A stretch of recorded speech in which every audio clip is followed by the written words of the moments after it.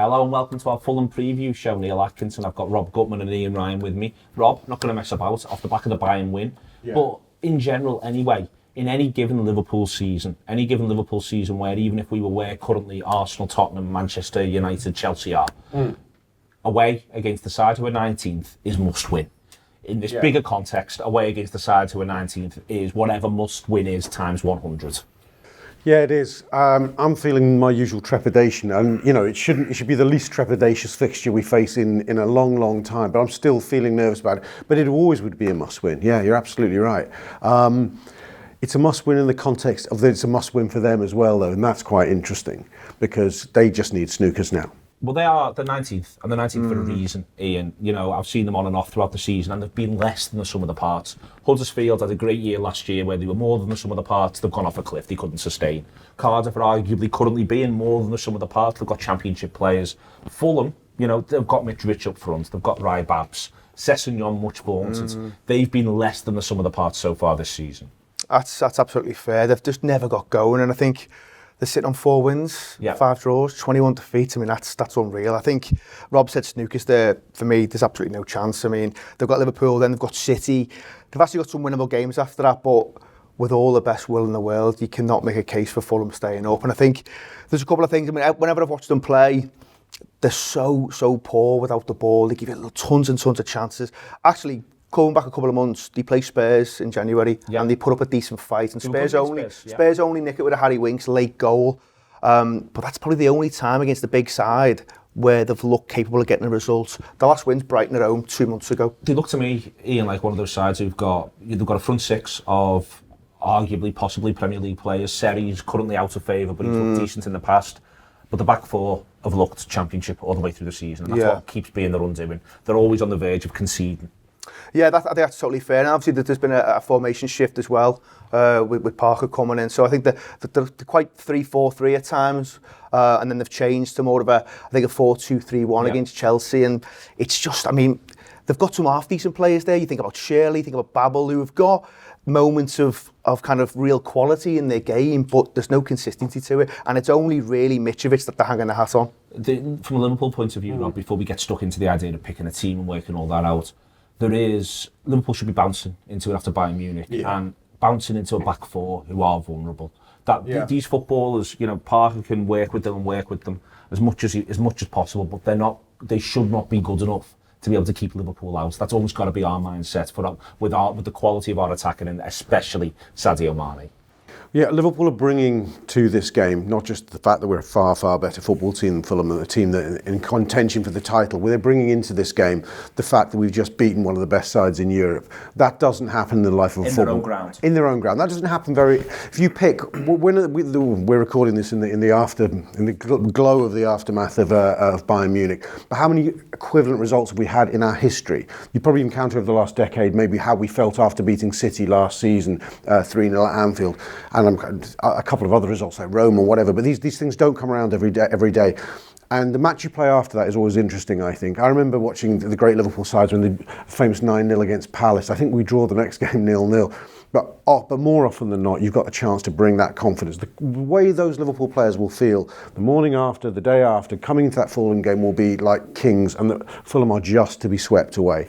And that has to be harnessed. I think there are sides who, and even then, if I go through, and I will do at the end of the show, the tactics things at the end of the show, but you go through the names. I think one of the problems Fulham has got is you play Neil Warnock's Cardiff, and they know they're all scrapping and fighting for the lives from minute one of a game against Liverpool. There's a thing with this Fulham side where they've actually, if anything, almost got too many footballers. Ian, but there's too many lads who want to get the ball down and play a little bit, and they'd be better off just sort of saying, you know what, we don't do that, we're not going to do that. If they play some football against Liverpool, you do just think currently with the form this side's in, it's going to punish them, it's going to pick them off. I think that's totally fair, and I think there are a couple of sides in the division who do try and play football no matter what. Bournemouth are one where, don't get me wrong, they're better than Fulham. But again, they'll come and play Liverpool and they'll try and play their own game. They'll try and maybe go physical for 10 or 15, but it's not the natural game. And they'll try and play footy against us, and they haven't got the players to be able to go head to head with a Liverpool team. So yeah, for Fulham, it's you just can't make a case at all, as I said before. And when you look at the game against Spurs, which I referenced before, they have less than 30% possession at home. Yeah. So you're talking about, trying to kind of get a chance against this Liverpool team when you're only going to have 20, 25, 30% possession tops. like I said, you just can't make a case for him laying a glove on us, really. They're better against Chelsea a couple of weeks ago in Parker's first game. I mean, he comes out, the whole sort of narrative of their season is that their fans are very, very disconnected from the team, or they don't be perceived to be putting the legs in. Yeah. Against Chelsea, that happens, and Parker's sabre rattling after us about them doing it.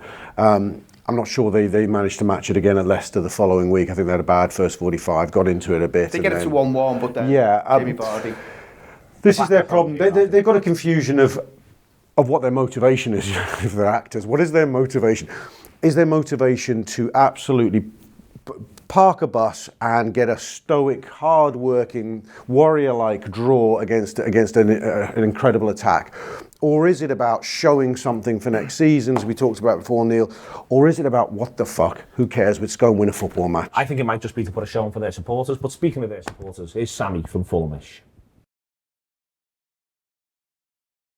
You'll know about Craven Cottage, you'll know its romance, you'll know its history, you'll know that Liverpool, for instance, have had good times there. I can remember, for instance, the brilliant Steven Gerrard ball to Daniel Sturridge in the 3-2 a few years back when we were going for the title, when they were last up Fulham. You remember the bad times. There's Lee Mason in 2009, sending everybody on the pitch off, it felt like at the time. All of those things have happened in Fulham in the past. But to talk about Fulham now, to tell us where we can go for a drink, to suggest everything that you need to know, and even to talk about Roy Hodgson, here's Sammy.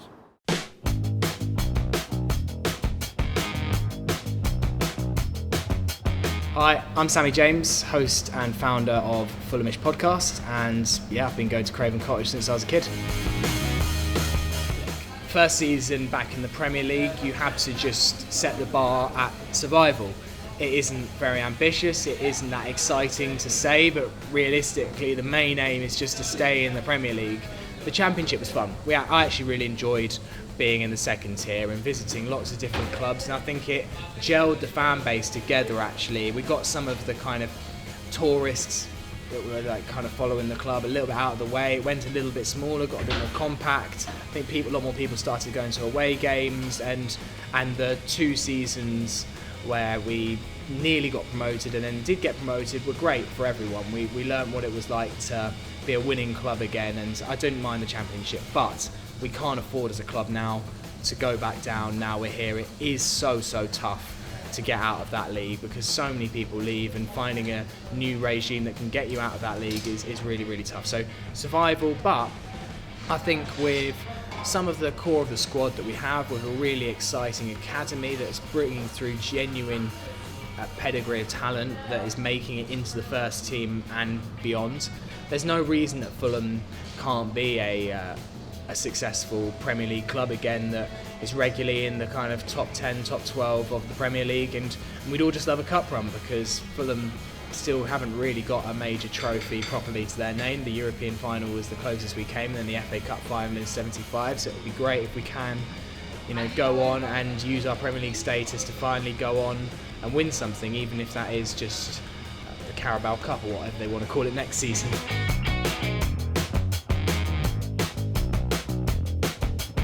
Say me individually, it might be different to how other Fulham fans think about Liverpool. Look, I've held a little bit of a soft spot for Liverpool for a long time. It was one of the first away grounds I did, and so I saw Never Walk Alone. We lost 3-1, and don't think we played particularly well the day that we did. I did come up to Anfield, but it's a special ground, it's a special place, and I think when you see Anfield on Champions League nights, you kind of dream that your club could do similar things, and Fulham have had special nights in Europe, fortunately, down at Craven Cottage, and they're amazing, and I think kind of Liverpool is the bastion of those famous nights. So it's a great club, and I personally was disappointed when you lost that Champions League final to Real Madrid. Of course, Fulham had just won promotion to the Premier League, so I mean, it didn't ruin my day too much. But I've always had a bit of a soft spot for Liverpool, and it's nice to see them under Jurgen Klopp playing really exciting attacking football. But it's fair to say that Liverpool and Fulham fans think of Roy Hodgson very differently. I don't think he was given a real fair chance at Liverpool personally. I'm not sure he should have left. Of course, it was straight after the Europa League final, and they were really heady days for Fulham, and in those first 6 months after he left, we struggled so badly. So then to see Liverpool fans complaining about him so much was quite hard to take, because I remember we were all thinking, well, we'll have him back rather than Mark Hughes, who was in charge for us that season. He'll always be a legend for what he achieved. A great escape, a record finish, then a European final. They are 3 impressive seasons in anyone's books, and that run to the Europa is still pretty much everybody at Fulham's favourite ever season, and he masterminded it. I mean, some of the victories that were pulled off in that run were incredible. He does seem to, though, have found a bit of a level when it comes to his managerial career. You know, I don't know if it's any coincidence that he succeeded at Fulham, West Brom, Crystal Palace, and yet with Liverpool and England, it didn't go so well. I mean, there were moments with England that it was okay, but ultimately it was all a bit of a failure, and no one can dress up a 2-1 defeat to Iceland. And look, he didn't achieve great things with Liverpool either. Probably Paul Konchesky isn't a player that goes down terribly well in Liverpool fans' minds, but he was a great player for us as well, and it all just went downhill for Roy. I don't think it was the job to take at that moment. He maybe could have just been a bit wiser, stayed out another year at Fulham, and I'm sure he would have got a top job that would have been a bit more suited to him. Two pubs that tend to be given to away fans at Fulham are the Temperance and the King's Arms, which are just a stone's throw from Putney Bridge tube station, which is the closest tube station. So if you want a bit of atmosphere with Liverpool fans, I would suspect they're your best bets. Of course, the day that Liverpool are going to come to town, there's going to be kind of Liverpool fans everywhere, and I imagine they will spill into some of the more neutral pubs, to put it that way. There's the Golden Lion, which is very close to those two pubs I mentioned, which is very much the kind of Fulham home pub. And there are others in and around the ground which mostly just take home fans. Generally, though, Fulham fans are fairly pleasant, and as long as you're not a knobhead, people are going to be fairly accepting no matter what team you're supporting, unless there's something really resting on the match. But I can't imagine at the time that we're playing in the season that it's going to be particularly frosty. So yeah, I think the best way to get to the ground, though, is to take in the walk from Putney Bridge. You go through Bishop's Park. It's absolutely stunning. It's always quite a good atmosphere in there. You'll have fans of both teams kind of singing, chanting. It's a decent atmosphere, and then make sure you have enough time to kind of take in Stevenage Road, the Archibald Leach stand, which is just beautiful, and make sure you have enough time to grab a pint by the river when you're there, because also Craven Cottage is going to be changing next season, most likely. They're going to be redeveloping that riverside stand, so might not be too many more opportunities to have a pint by the river. I don't know what they're doing with exactly with the new stand, so take it in its current state while it lasts. Thanks very much to Sammy for that. Let's talk about Liverpool. Let's focus in. Jurgen Klopp's thoughts. Ian, he's sitting around, he's chatting away to Linda's, to those other characters that they have knocking around the gaff. There is what will be in his mind. I think we can talk about there should be a Bayern Munich bounce, and I'm sure he'll be aware of that. He'll be looking at them in training, he'll be with them on the bus, he'll be having all those conversations on planes. But there will also be a part of him where there's a reason why he doesn't pick Fabinho, and then he hasn't to pick him. I think I will presume Henderson's out, and will probably be out because it suits to have the international break off as well from England duty. It's going to be a little tricky, isn't it, for him to work a team out? Well, we spoke so much this season about the manager and when he looks to rotate. It does tend to be the midfield area, and you would expect it'll be the midfield area again. I don't see him making any changes to the front three. I think the back four will just be asked to go again. There is a Lovren question there. Obviously, he's back on the bench now. But I think, I've spoken about Joe Matip a lot this season. There's times where he does make me nervous, and that'll probably never stop, in fairness. But he was good last night. Especially second half, he's really good. So I think, Matip will want to play again. Van Dijk has to play. It's the midfield area. He talks about Fabinho when he says he's done 5 or 6 games in a short space of time. That's why he left him out last night. It seemed an odd one to me at the time, but, he comes on early doors anyway. Look, to me, he wasn't great just before half-time and just before full-time in the game for Fabinho. I think it's a really strange little, maybe there is something in the fact that he's feeling the pace a little bit, because I thought in both sort of sections of play, he did go off the boil. There's maybe be something in there. I think there's also probably something in the fact that he's come into a really big football match 10-15 minutes in, not had much chance to warm up. You see it in the fact he's quite sloppy in possession. He gives away a couple of really poor balls and then has to commit a foul, which gets him a yellow card just before half time. So I don't think coming into that type of game so early on is an easy thing to do. So he's probably due, one of them, to be fair. He's not had many poor games. Let's be honest, he's been great since he's come into the team. So I think that the question for the manager is, what does he do with that midfield? Gini Wijnaldum, he's looked leggy. Again, I don't think he was great last night. He grows into the game like most of them do, but he wasn't great for the majority of it, certainly first half. So I think Milner will probably have to go again with Fabinho, and then he's got a question of Adam Lallana's performance against Burnley. Does he look to maybe give Lallana another go? I suppose the other question is, does Shaqiri ever get a game of football for this club again? Because and there's Naby Keita. There's Naby Keita if he's fit. And as I said before, this is a game where Liverpool are going to have probably upwards of 70% possession. The funny thing about sensitive midfielders is you can spend a lot of time feeling as though you've got too many of them, and then every now and again you can feel like you're missing a couple. Yeah, we found that out last season, didn't we? That's sort of where we are a little bit for this one, possibly, Rob. I think it's really difficult to guess what his midfield three is going to be. There's a lot of people that can make the case for as though, well, he'll definitely play, but then I actually think about it and go, well, no, it is strange. Yeah, there's uncertainty over Henderson's fitness and Keita's fitness, so that's a big starting point. I mean, he talked about in the decision to drop Fabinho. He talked about the need for fresh legs, and I think that's going to be uppermost in his mind. We watched the game together, and it looked like we had to put a real shift in, as you would expect. That's the hardest game you're going to play in a certain sense. Although we are able to see out the last 15, because I thought without exerting effort, because we take such total control of the game. But he will look to freshen up. I think he's going to treat it as a home game, treat it as an opportunity to go a bit more 4-2-3-1, which says to me a Lallana or a Shaqiri will probably make the cut. I'd be surprised, being really honest, I would be surprised if Lallana doesn't start. His performance last week doesn't feature until the last couple of minutes at Bayern. I would actually be surprised if Lallana doesn't start and then there's two places up for grabs. Yeah, I think Fabinho will come in. He'll consider he was rested for all of 10 minutes, but I think he has to start. Milner's picked up niggles. He may worry about asking Milner to repeat a game.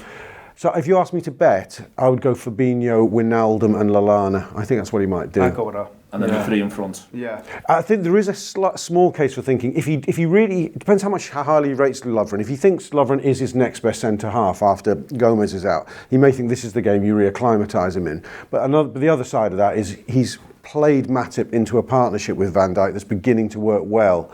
Do you want to break that? Apart from for Gomez. There's also an international football thing as well, with Lovren, where you might think, well, if I pick him, he'll then get selected to play for Croatia, and I'd quite like to have him here for the next few weeks as well, which is another reason why, even if Henderson made some sort of miraculous recovery, it wouldn't surprise me if it's one of them where it's like, Jordan, you've got a little bit of a problem. Yeah. I think he might actually fancy Lovren getting a game for Croatia, though.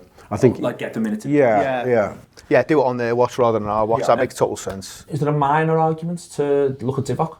In terms of freshening up the front three in some way, or do we think the front three should all be bouncing and feeling fresh enough off the back of what they've just done at Bayern? I think there's a case for bringing Divock in for Firmino. He makes that change.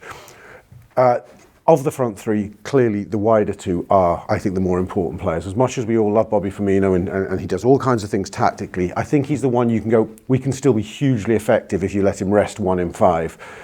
The only reason Mane and Salah don't get a rest is no one's nearly as good as them. But I think there is a case for giving Divock a run out. I wouldn't do it. No, I wouldn't do it. And I think Rob's right. I mean, good luck to Mane. He's not starting this game after Bayern Munich, you know what I mean? He'll be desperate to play again. I thought his performance was just sensational. We had a chat on the main show on Monday about Sadio Mane and is he on the cusp of being a world-class player? Absolutely. I mean, maybe I underplayed it a little bit on Monday because that was a huge performance from a footballer who absolutely relishes playing in big football matches, and he's done it so many times now, and I thought he was outstanding against Bayern Munich. So yes, I can see why the manager might think about it, but given, I mean, this game is huge, by the way. Bayern Munich felt big because it's Bayern Munich, but let's make no mistake about it. We're trying to win a league title here, so I don't think you can afford to be suddenly taking one of the front three out. Must-wins. My position on this one, Ian, all the way through has been, this is the first. If Liverpool didn't win this game, being really honest, this would be the first time this Liverpool side annoyed me this season with the results. I could understand Leicester. West Ham's a difficult place to go. You know what I mean? There's bits and pieces around that. If Liverpool didn't win this one, this would be the first time I'd be like, oh, come on. what he was doing there. And you do think it's very much a mentality issue because it's not a quality issue. Quality man for man, Liverpool are far better than Fulham, and you expect it to be a comfortable game. But I think your point before, Neil, will be right. At some point you've got to give these Fulham fans something to be interested and excited about. It's been a long, hard season for them. This game and the one against City would be ones where Parker's going, let's try and put a show on for the boys, try and put a show on for the lads. We can't give them a sniff to let them put a show on. We've got to take the game away from them as early as we possibly can. And if we go into this game a bit off it, you could see something mad happening. But if we're taking in the confidence from Wednesday night, then you can only see one result, really. One result, Liverpool win? Absolutely. Liverpool win? Yeah. No shadow of a doubt. That's it. Liverpool win. That's sorted out. Over to the tactics. See you later. Fulham then, constant changes in defence. Sergio Rico, we can expect that he'll be in goal. Joe Bryan will probably play left back. Odoi, who's their odd job man, probably plays there at right back. Nordveit and Ream at centre back. I mean, they could make a fool of me. It could be 4 completely different lads, frankly, with the sort of season that Fulham have had. It's unlikely Alfie Mawson features. He's been injured recently. Le Marchand could come in at the back. The whole point of Fulham is how poor the defence has been. These names are not names that ring out. I'm not saying those names and you're saying, oh, I've seen him have a tidy game. That's why they'll be chopping and changing managers as well. Scott Parker's come in and he's gone very 4-2-3-1 so far. I see no reason why he'd change when Liverpool come to town. He's got Tom Kearney back on the pitch. He's a bit of a talisman for Fulham, a bit of a talisman for the Fulham crowd. He was captain last season at times, him and Kevin McDonald. Kearney was the key player. McDonald, I think, ended up with the armband. Kearney will play there in behind. Mitrovic up top, a very, very good player. And then we've been looking at Sessegnon playing off the left since Parker's come back in. He's tried to empower Sessegnon, whose confidence was knocked a little bit by Ranieri, who would say things like he needs to be more of a man and all of that sort of stuff. We all know the drill. You get it every now and again for a young player. Babel right back in there. Callum Chambers is probably the only Fulham player, maybe in combination with Mitrovic, who has done anything to enhance his reputation this season. He's grabbed a position in front of the back four, very, very aggressive, snaps into tackles, can injure you with the way in which he snaps in, but he snaps in to win the ball back, and he does it really, really effectively. He's had a good season. McDonald next to him hasn't had a good season. He's not been in very much, but again, Parker, when he's come back in as manager, he has brought Kearney and McDonald back into the side. I saw Fulham against Tottenham at the Cottage earlier this season, and it'd be fair to say Fulham played well. It's an important little point that they started. They had a big 45, and in the end, Tottenham's class saw them through. They win the game last minute. They probably should do better before then. But Fulham were no mugs that day, and in general, this is a team which has been less than the sum of its parts. Most sides, you look at Huddersfield, you look at Cardiff, they're championship level players who, in Huddersfield's case, have overperformed for a season and now come back down to earth. Cardiff have overperformed to find themselves where they are. Fulham, on the other hand, though, they should actually have a few more points than they have. What I'm saying there is this may not be as easy as a game against 19th when they haven't even broke the 20-point mark as we're into March. Should be for Liverpool, as you might expect. But Liverpool, as ever, should have too much for Fulham. They should overwhelm them. They should bring about all the doubts that this back four and five have had through the campaign. This is doubt here is where the game will be won, and it will be won.